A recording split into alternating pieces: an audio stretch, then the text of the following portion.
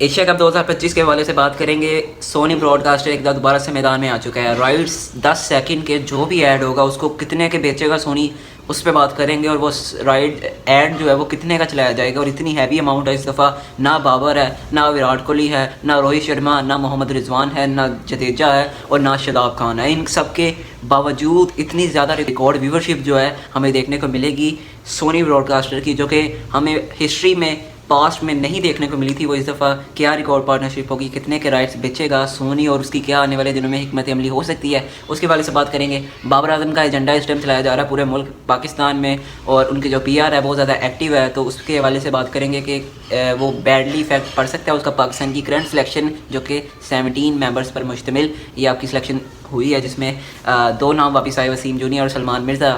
With the performance of the Pakistan current team, pacers Shaheen, Haris, Hasan.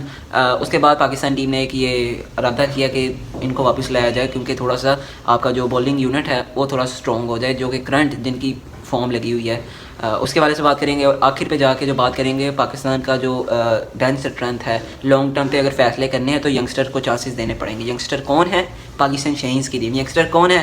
Irfan Khan Niazi की क़यादत करने में आप देख सकते हैं उनको इस टाइम TV पे होते हैं वो, तो मेरे ख्याल से पाकिस्तान का फ्यूचर ब्राइट लग रहा है। यंगस्टर को चांस देंगे तो कोई प्लेयर बनेगा, अदरवाइज़ हम बाबर और रिजवान के हाथे चढ़े रहेंगे। उसके हवाले से भी जो है बात है अब्दुल समद के ऊपर, जिस तरह से उन्होंने कल एक क्रूशल टाइम के ऊपर, एक प्रेशर मूवमेंट के ऊपर जो अपना शो किया और क्या एक किस्म के हीरो बन गए, उसके ऊपर भी बात करेंगे। चैनल पे नहीं आए हैं, पहली दफ़ा आए हैं, चैनल को लाजमी सब्सक्राइब दिल किया तो कर लीजिएगा, वरना आपकी अपनी मर्ज़ी है, लेकिन वीडियो पूरी देखिएगा। वीडियो का करते हैं बाकायदा आगाज़। बाबर आजम के हवाले से दूसरे नंबर पे बात करेंगे। पहला मुद्दा हमारा एशिया कप के एड्स के हवाले से। एशिया कप का मुद्दा इसलिए ज़्यादा इंपॉर्टेंट है, जिस तरह से पहलगाम अटैक हुआ, उसके बाद आपको पहलगाम अटैक से मुराद जो भी इनका पहलगाम अटैक है, पाकिस्तान को बीच में लाया गया, फिर पाकिस्तान के ऊपर हमले किए गए, पाकिस्तान चुप रहा, फिर पाकिस्तान ने जवाब में जो है हमला जब किया तो उसके बाद जो थे मामला, फिर अभी ये करंट, उसके बाद जब WCL आया, वर्ल्ड चैम्पियनशिप ऑफ लेजेंड्स, वो मेरे ख्याल से राह हमवार होनी थी। मगर उसके अंदर मुझे ये नहीं पता था कि इंडिया के जो एक्स क्रिकेटर्स हैं इतने कोई हो जाएंगे सिर्फ अपने देश अपना जो इनका देश है उसकी देशभक्ति के लिए, उसकी अपनी आवाम के सेंटिमेंट्स के लिए स्पोर्ट्स को पॉलिटिक्स के साथ ऐड कर देंगे। ये इतना मुझे इनका क्रिकेटिंग इरा है, इनका कैरियर रहा है, इनके पास्ट में बहुत ज़्यादा स्पीचेस रही हैं, ये सब कुछ इनके अगेंस्ट चला गया और ये इस पर क्यों गया, उसके हवाले से अब हमें जो WCL का जो मैच है, कोई भी मैच इनका जो है सेमीफाइनल हो उससे बाइकआउट, पाकिस्तान का इंडिया के मैच हो वो बाइकआउट, अल्लाह करके जो है ये सेमीफाइनल तक पहुंचे थे। 1 पॉइंट इनको पता नहीं किस सूरत में मिलता है, हालांकि ये खुद फॉरफिट कर रहे हैं। 2 पॉइंट पाकिस्तान को मिलने चाहिए थे WCL के, मगर इनको किस तरह से मिल गए इसका कोई जवाब दे नहीं है। बहरहाल इस टाइम अभी सिचुएशन के बाद हमें पता ही चला कि इरफान जो आपके पठान हैं वो बैठते हैं आपके स्टार स्पोर्ट्स पे। उसके बाद ये पता चला सुरेश रैना के भी ब्रॉडकास्टिंग जो राइट्स होते हैं उसके जो उनका पूरा एक जो फॉर्म होता है उसके साथ उनकी भी जो है वो शेयर्स हैं, तो साथ में उन्होंने भी अपना जो है अपना जो मंजन होता है वो बेचना होता है और वो इसी सूरत में बेचेंगे अगर ये बाइकआउट करते हैं मैच को। और उसके बाद शेखर धवन की बात होती है जो बहुत ज़्यादा इसमें जो है हमें रेस में ऊपर दिखाई देते हैं। वो भी पॉलिटिकली साइड में एक पार्टी के मेम्बर हैं जिन्होंने इस दफ़ा इलेक्शन भी वहाँ से उनके हल्के से लड़े हैं। तो उसके चलते ये जितने भी प्लेयर्स को मैंने नाम लिया और आपका जो रह गया यूसुफ पठान, वो भी पार्लियामेंट पे बैठते हैं, उन्होंने भी अपना मंजन बेचना होता है। तो ये reason behind boycott the match of Pakistan versus India, जो कि राह हमवार था कि मैच क्रिकेट होती रहेगी, पॉलिटिक्स एक अलग चीज़ है, स्पोर्ट्स एक अलग चीज़ है। इस सब पे सब कुछ ख़त्म हुआ because of the political reasons जो कि प्लेयर्स ने खुद ही बनाए और इसके ऊपर पॉलिटिकल रीजंस के तहत आपकी जो क्रिकेट है उसे बाइकआउट कर दिया और ये कहीं हमने होता हुआ नहीं देखा। और अमेरिका के चाइना के साथ बहुत बुरे ताल्लुकात हैं, मगर ओलंपिक्स में उनकी फ़ाइट देखने को मिलती है और वो स्पोर्ट्स को पॉलिटिक्स से बहुत अलग रखते हैं। ये हमारी बस एक रवायत बन चुकी है, जब भी कोई मैच होता है बायलैटरल सीरीज़ हम नहीं खेलते, वो भी आपके जो PM है प्राइम मिनिस्टर साहब वो कहते हैं कि 3 जो सीरीज़ है वो हम नहीं आपके साथ खेलेंगे। हाँ, कोई बड़ा टूर्नामेंट हो, मल्टीनेशनल इवेंट से मुराद कोई वर्ल्ड कप का मैच हो, एशिया कप का मैच हो, तो वो हमसे खेलेंगे।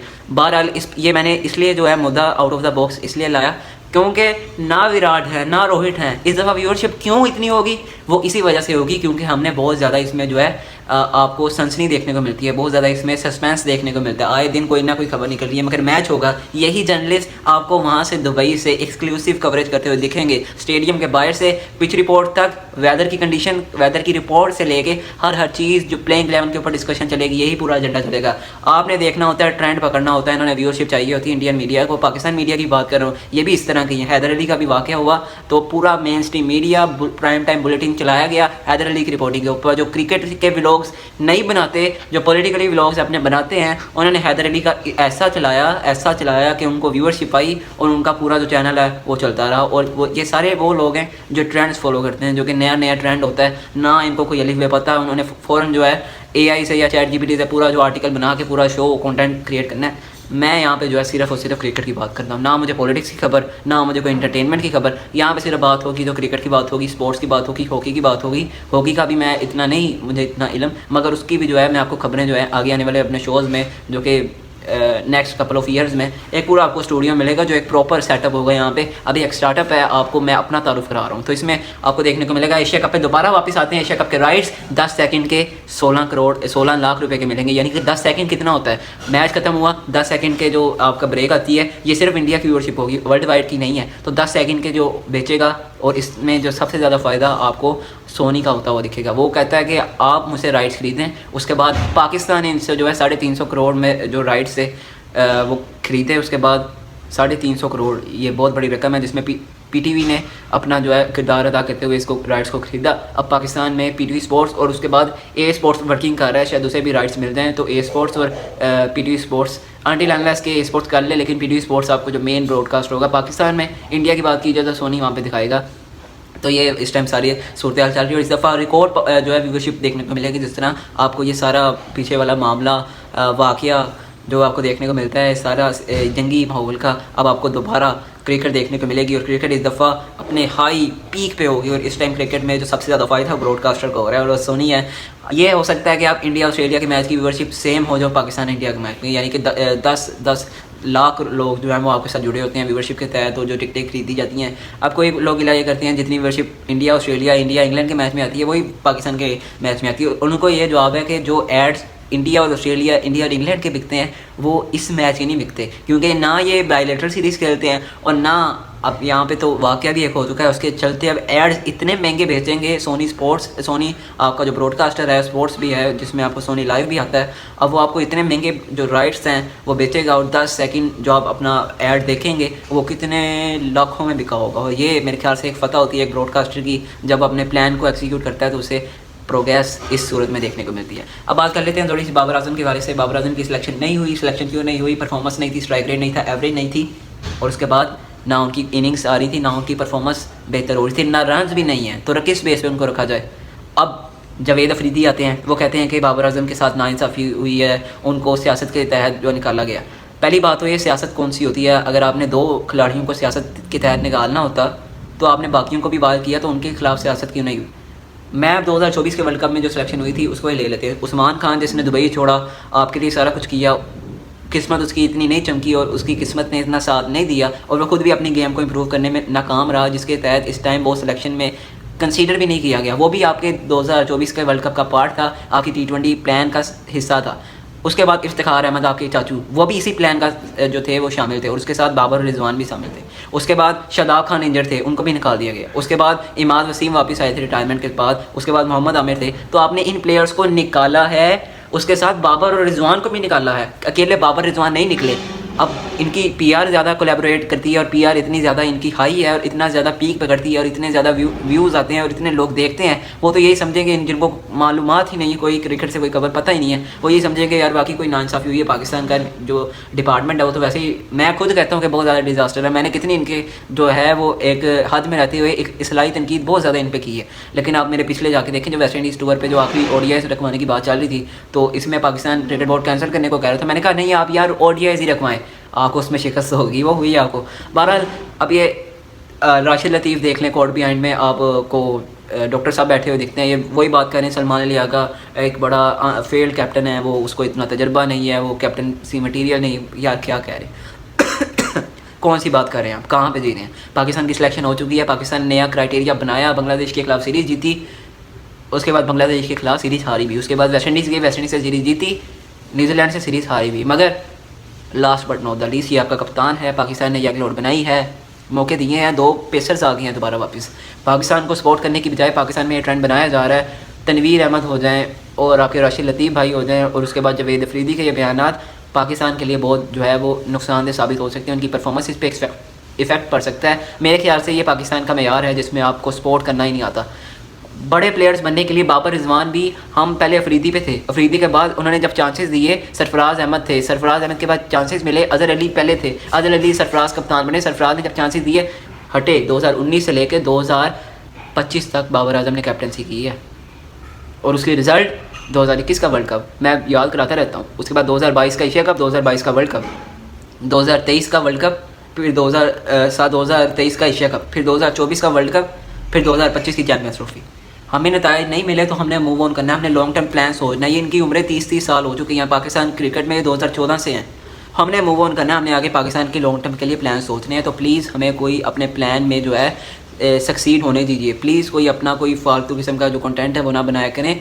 आप अपने ही प्लेयर्स को लेट डाउन कर रहे हैं इस टाइम। जो उनकी परफॉर्मेंसेज हैं वो आपके सामने हैं, एक नई यंग लोड है और जो T20 क्रिकेट में चैलेंजेस हैं आपको उनको समझना पड़ेगा। डिवाल्ड ब्रीविस कितनी अच्छी क्रिकेट खेल रहा है और कितनी अग्रेसिव क्रिकेट खेल रहा है। अगर आपने नहीं देखा तो वहाँ पर जाके देखिए।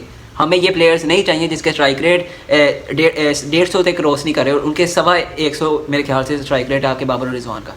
और मल्टी नेशनल इवेंट में जहाँ पे पाकिस्तान ये बात करता है कि हमें वो प्लेयर चाहिए जो कि मैच, अगर उसे वो अकेला मैच ख़त्म करना आता हो, अगर उसके ऊपर पड़े तो वो मैच को एक साइड पे लगा दे। हमें तो वो प्लेयर चाहिए। पाकिस्तान में टैलेंट की कमी है यार, जाने दें। आप उन्हीं प्लेयरों पे फंसे हुए हैं जिनको 7 साल हो गए हैं पाकिस्तान क्रिकेट को सर्व करते हुए और पाकिस्तान कोई भी मेन और मल्टी नेशनल इवेंट नहीं जीता उनकी कैप्टनसी में।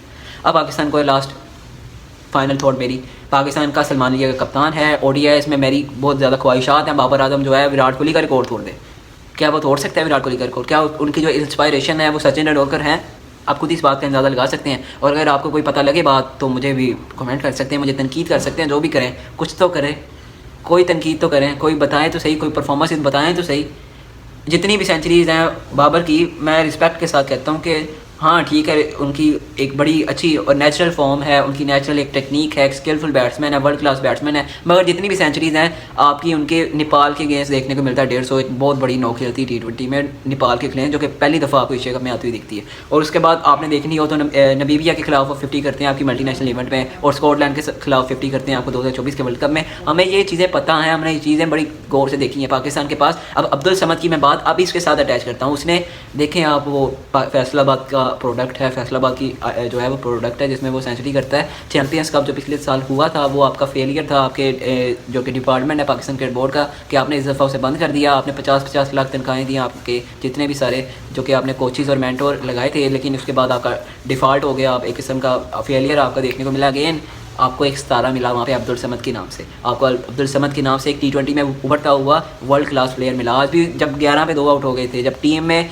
आपके ख्वाजा नाफिज 0 पे आउट थे, यासिर खान मुल्तान सुल्तान वाले वो भी 0 पे आउट हो गए थे, वहाँ से आता है अगला 6 छक्के 6 चौकों के साथ सेंचुरी लगा देता है। और ये बताता है कि मैंने फर्स्ट मैच में भी 50+ स्कोर किया। और वो मेरा स्ट्राइक रेट देखें, मेरी एवरेज देखें, मेरा गेम प्लान देखें। उसके बाद अब बताता है दोबारा से आपको, ये देखिए ये होती है गेम। मैंने 2 आउट हो चुके थे, विराट कोहली वाला स्टाइल था, जब भी 2 आउट हो जाएं 2 स्कोर पे तो मैं उसे लेके चलता हूँ आगे, स्ट्राइक रोटेट करता हूँ, राना बॉल भी करता हूँ, लेकिन पूरा एक गेम प्लान होता है जिसके जरिए T20 cricket, modern day cricket, aggressive cricket की सूरत में खेली जाती है। और ये होता है एक किस्म का गेम प्लान जो कि हमें अब बात हो रही थी कि अब जो अब बात हो रही है सोशल मीडिया पे कि हमें हुसैन तलत और फ़हीम अशरफ एक जैसे प्लेयर है, हमें अब्दुल समद को ऐड करना चाहिए। अब्दुल समद ने बताया कि आपने मुझे नहीं सेलेक्ट किया, ठीक है, आप मेरी परफॉर्मेंसेज देखिए।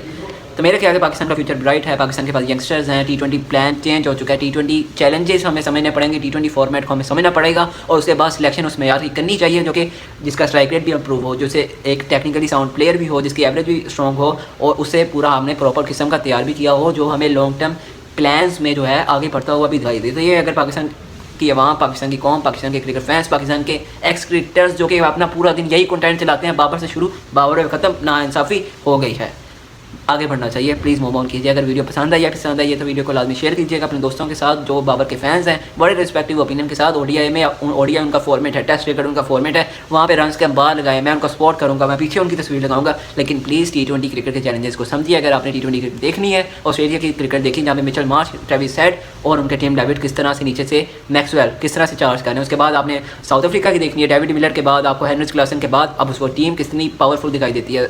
क्रिस्टन स्टब्स जो कि IPL में जिस तरह से उनको चांसेस मिले, उसके बाद अब T20 टीम में क्या कमाल कर रहे हैं, उसके बाद बेबी डिवाल्ड ब्रीविस किस किस्म का कमाल खिलाड़ी और किस किस्म का खिलाड़ी जो उन्होंने पेश किया। उसके बाद आपको पूरी टीमों का जायज़ा करना पड़ेगा, T20 चैलेंज को समझ के आगे बढ़ना पड़ेगा। ये पाकिस्तान की बेहतरी यहाँ पर आती है। तो मेरे ख्याल से अब आपको समझ जानी चाहिए कि क्रिकेट T20 फॉर्मेट अलग है, 50 ओवर, 1 रोज़ा मैच और 4 रोज़ा मैच, जो कि 5 रोज़ा मैच आपको अलग क्रिकेट प्रोड्यूस करनी चाहिए और उसके अलग अलग प्लेयर्स हैं अगर उसे देखें।